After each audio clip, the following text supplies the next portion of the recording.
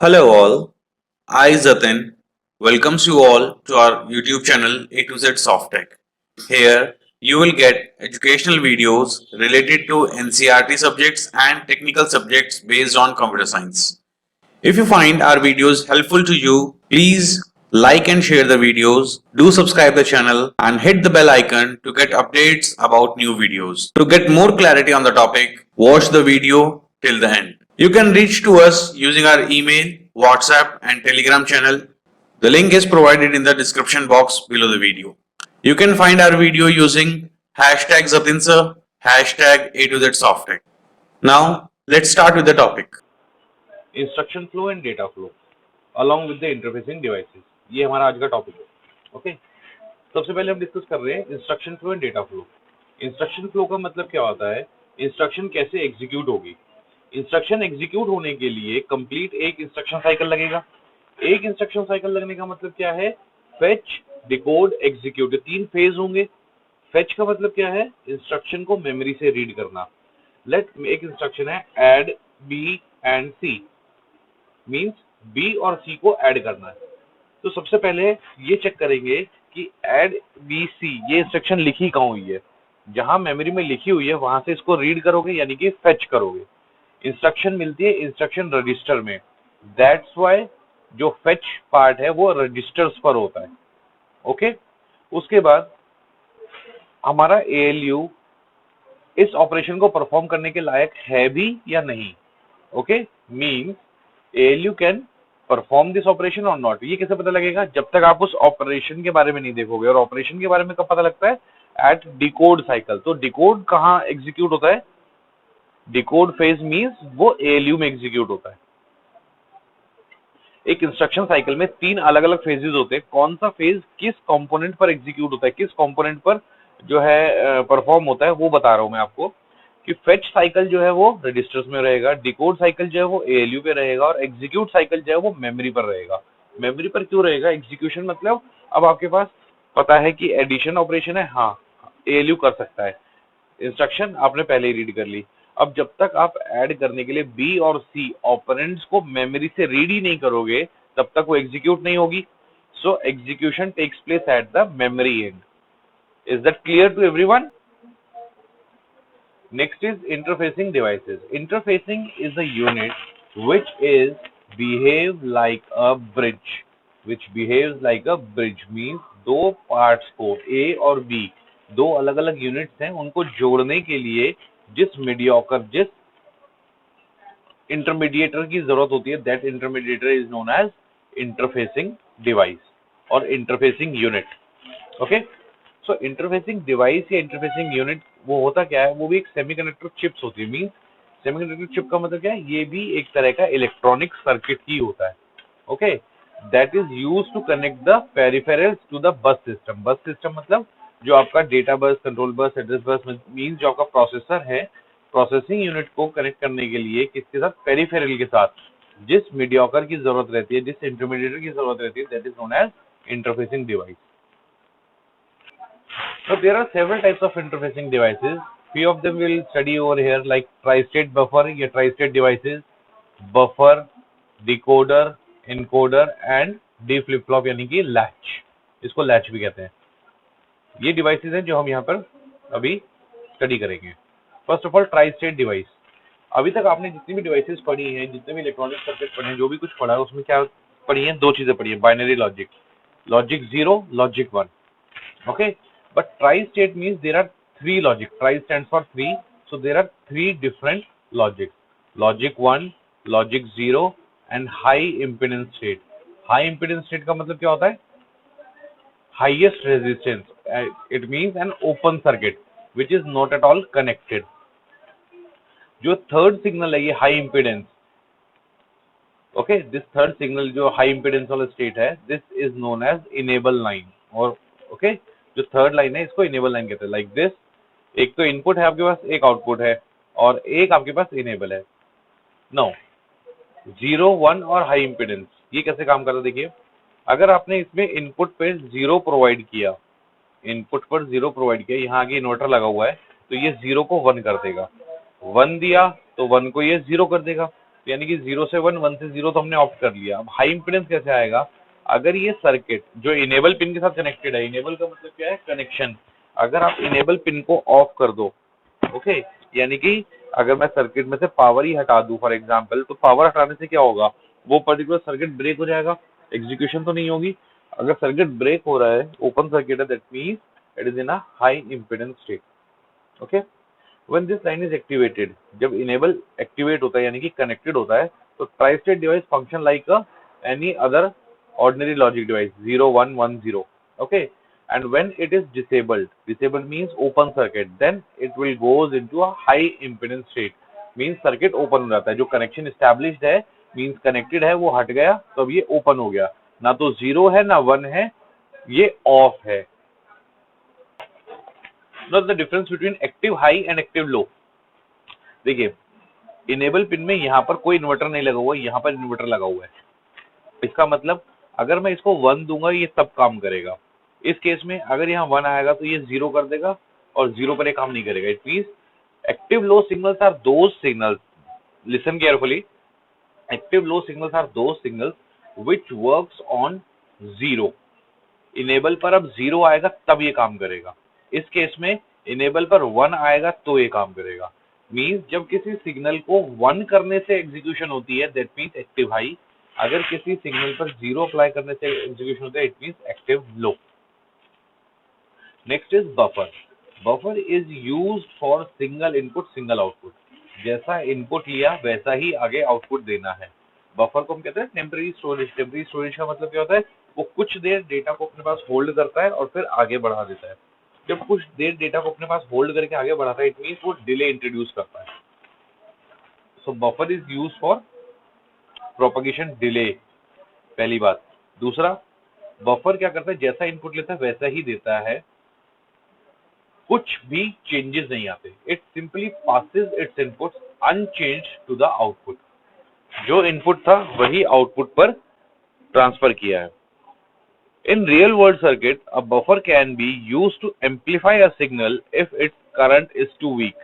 Means buffer कहाँ use करते हैं? सिग्नल को एम्पलीफाई करने के लिए। कब?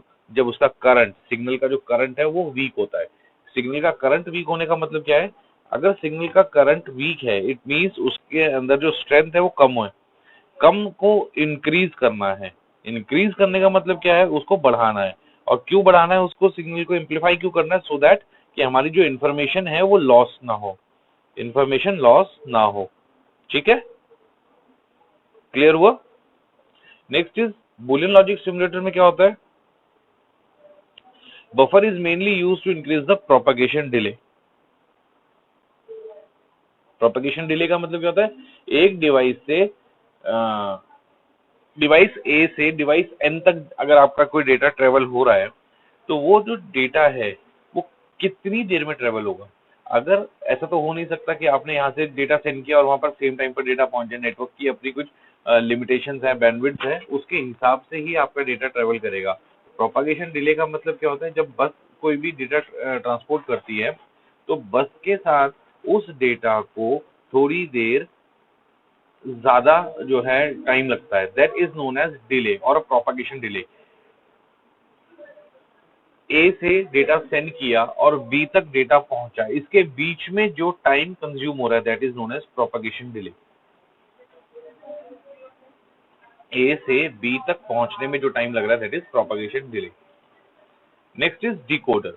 Decoder is another digital circuit or logic circuit that identifies each combination of the signal present at its input। मतलब डिकोडर का काम क्या होता है? आपके पास n इनपुट्स होती हैं, उनके correspondingly 2n आउटपुट्स निकलती हैं। If we talk about 3:8 decoder, 3:8, 3 inputs के correspondingly कितनी outputs? 2⁻³ that is 8 outputs.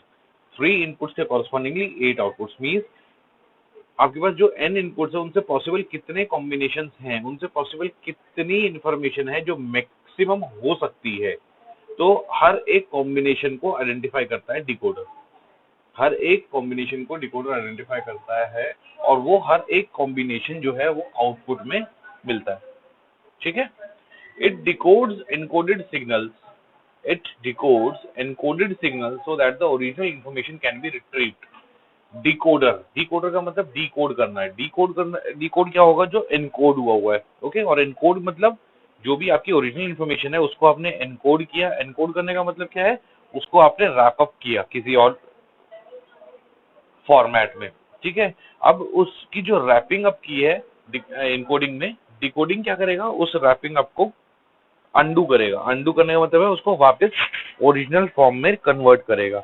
Okay, so decoder क्या करता है? डिकोड करता है किसको? एनकोडेड सिग्नल को, so that original information can be retrieved. Okay, next is combinational circuit. Combinational circuit दो तरह के सर्किट होते हैं, combinational circuit and sequential circuit. Sequential means जिसमें जो इनपुट है वो कभी भी बैक ट्रैक नहीं होती, सीक्वेंस में चलती रहेगी आगे। कॉम्बिनेशन में जिसमें इनपुट जो है वो बैक ट्रैक भी हो सकती है, मोर ओवर एक से ज्यादा तरह का लॉजिक भी इंप्लीमेंट होता है, then that's why it is known as combination, means combine करते हैं। Okay, it's a combination. Decoder is a combination circuit that converts binary information, binary information मतलब 0 1 from n inputs to 2 raised to power n outputs. तो वही जो मैंने अभी बताया था that n inputs के correspondingly 2 raised to power n outputs आपको मिलता है। डिकोडर में इनेबल पिन रहती है, इनकोडर में इनेबल पिन रहती है। इनफैक्ट जितना भी इंटरफेसिंग डिवाइसेस होती हैं, मैक्सिमम इंटरफेसिंग डिवाइसेस में इनेबल पिन रहती है। Why so? बिकॉज अगर इंटरफेस डिवाइस को आपने इनेबल नहीं किया तो उन दोनों दोनों मतलब पेरिफेरल और प्रोसेसर के बीच में कम्युनिकेशन नहीं होगी। सो कम्युनिकेशन को रोकने के लिए, पॉज करने के लिए, होल्ड करने के लिए हम इनेबल पिन को रखते हैं किसमें? इंटरफेसिंग डिवाइस में। Okay, and decoder is commonly used device in interfacing input output peripherals and memory। means अगर आप IO peripherals और memory ऐसी कोई डिवाइस यूज कर रहे हो प्रोसेसर के साथ, तो उसमें सबसे कॉमनली जो डिवाइस यूज होती है interfacing device, that is known as decoder. अगर हम आईसी के पिन की बात करते हैं, देन इट इज 74LS136। ये पिन होता है, ये नंबर है उस आईसी का जो IC as a interfacing device use की जाती है प्रोसेसर और इनपुट आउटपुट या मेमोरी के बीच में। कौन से क्या नंबर है? 74LS138। 74LS138 डिकोडर होता है ये। Okay, also decoder is use to decode the address bus to identify the address location.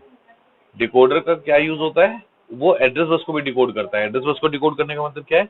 किस लोकेशन से डेटा लेना है या डेटा देना है, चाहे वो मेमोरी का है या आईओ डिवाइसेस का है। Means decoder is use for interfacing as well as for address decoding. Next is encoder. Encoder is a logic circuit. Encoder क्या होता है? डिकोडर का जस्ट रिवर्स होता है। ये आप कह सकते हो कि डिकोडर क्या होता है? वो एनकोडर का रिवर्स होता है। तो इसमें क्या करते हैं हम? इसमें हम 2 raised to power n inputs देते हैं, मतलब मैक्सिमम पॉसिबल कॉम्बिनेशन जो हो सकते हैं वो हम यहाँ प्रोवाइड करते हैं। उनके कॉरस्पॉन्डिंगली वो एक एनकोडेड फॉर्मेट देता है, that is known as binary, BCD और कोई अलग फॉर्मेट भी हो सकता है, जिसके ऊपर हम उस पूरी डेटा को स्टोर कर सकते हैं। Like encoder is a logic circuit that provides the appropriate code as output for each input signal। means in this case 2 raised to power n signals as an input दिए जाएंगे। उससे क्या पता लगेगा कि हम n बिट से हम इसको रिप्रेजेंट कर सकते हैं, तो वो n बिट को एनकोडिंग स्कीम में दे देगा। लाइक हमने यहाँ से 8 input the. Okay, 2 raised to power n input का मतलब क्या है? हमने 8 इनपुट दी।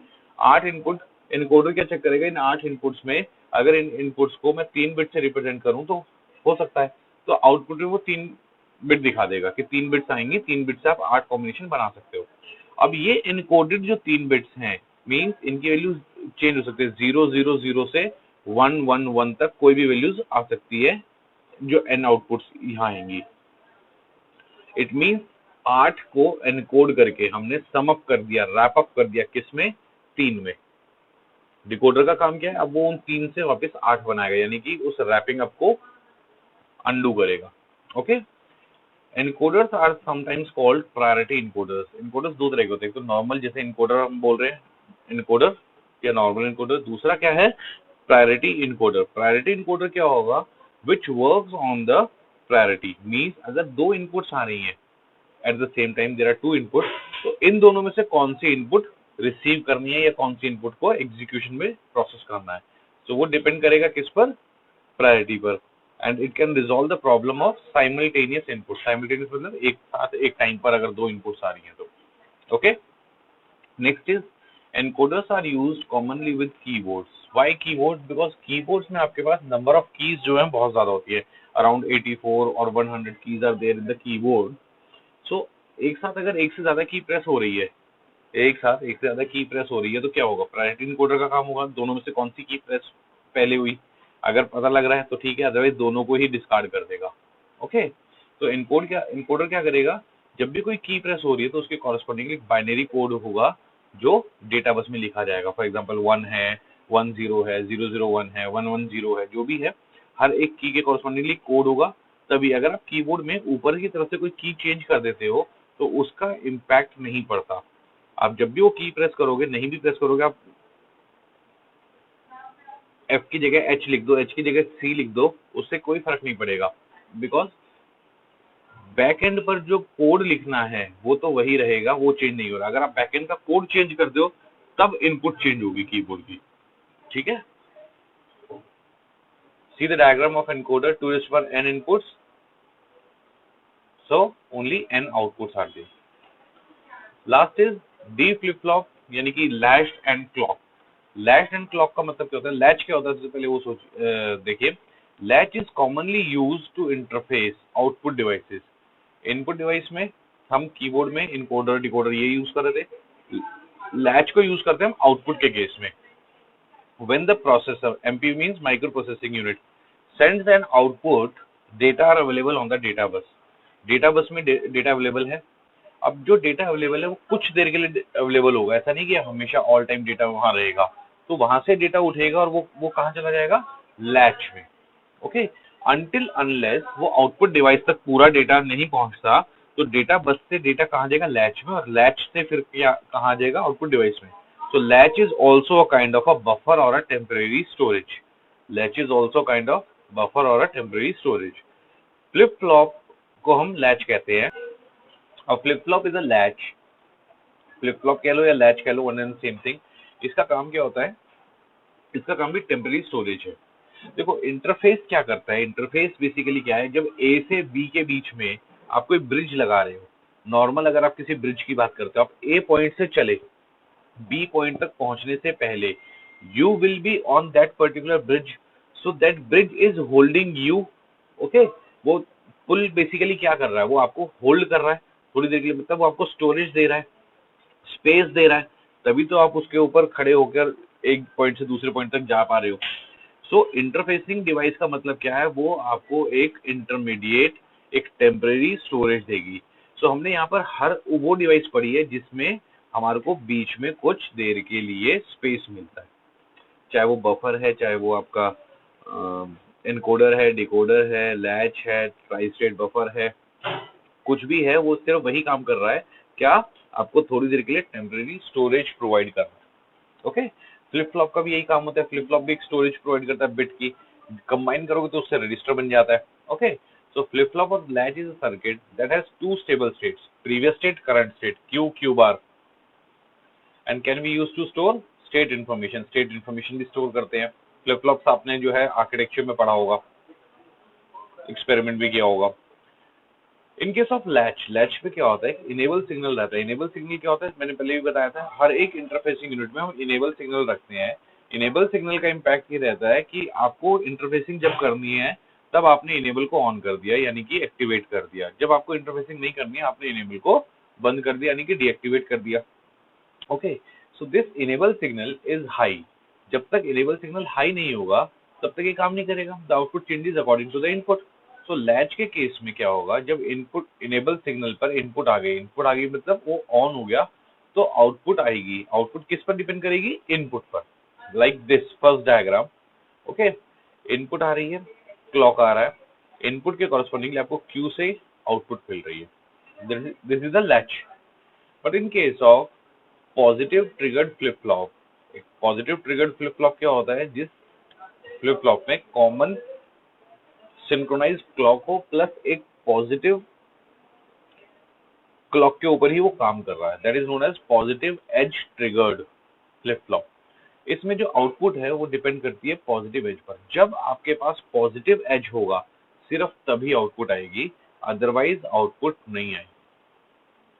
Okay, means positive edge triggered का मतलब क्या हो गया, जब आपके पास क्लॉक पल्स हाई होगी, पॉजिटिव होगी, सिर्फ तभी आउटपुट मिलेगी। फॉर एग्जाम्पल ये नीचे वाला जो सर्किट है, this is a positive edge triggered flip flop. एक इनपुट है, एक पीआर है पॉजिटिव एज ट्रिगर्ड, इसके ऊपर डिपेंड कर रही है आपकी क्यू यानी कि output. Okay, see this wave forms, clock signal है T1, T2, T3, T4 and so on. Like this is any input, random input signal, high हो रहा है, लो हो रहा है, फिर हाई हो रहा है, फिर लो हो रहा है, फिर हाई हो रहा है, फिर लो हो रहा है। Okay, in this case first latch के केस में क्या हो रहा है, हाई के केस में जैसा इनपुट था वैसे ही आउटपुट मिल गया, फिर लो हो गया, फिर लो हो गया। सो पहले साइकिल में तो सिर्फ इतना ही काम करेगा ये, पहले साइकिल में इतना ही काम कर रहा है ये। ओके, लेट अब सेकंड टी स्टेट में क्या हो रहा है, सेकंड टी स्टेट में हमने ये पढ़ा, ये क्या है, positive edge trigger. Second T state कहां से स्टार्ट हो रही है, यहां से। ओके, देखो ये यहां से स्टार्ट हो रही है ना, तो ये यहां तक जाएगी, ये 1 खत्म हो गया, अब 2 यहां से स्टार्ट हो रहा है, दिस दिस दिस। ओके, 2 यहां से स्टार्ट हो रहा है, इस टाइम पर ये 2 में ये काम कर रहा है, ये तो लो है, लो पर कोई काम नहीं करेगा अनटिल जैसे ये लो से हाई हुआ, नीचे से ऊपर की तरफ गया, उसी टाइम पर ये ट्रिगर हो गया, ये पर्टिकुलर फ्लिप फ्लॉप। और जैसे ही ट्रिगर हुआ, ट्रिगर होने का मतलब क्या है, अब इसने आउटपुट देनी शुरू की। आउटपुट कब आई, जब इसके पास पॉजिटिव वैल्यू आई क्लॉक पर, तभी इसने आउटपुट देनी शुरू कर दी। और यहाँ यहीं तक ले रहे हैं हम, ये डॉटेड लाइन है, इसका मतलब क्या है, हम आउटपुट सिर्फ यहीं तक चेक कर रहे हैं।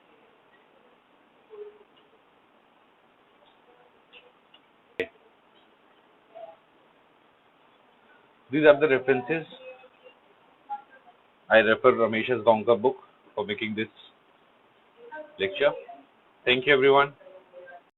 Well, this is all for today. Thank you very much for your patience listening. Please feel free to ask for queries. You can find our contact information in the description box just below the video. Thank you once again. Have a nice day. Thank you.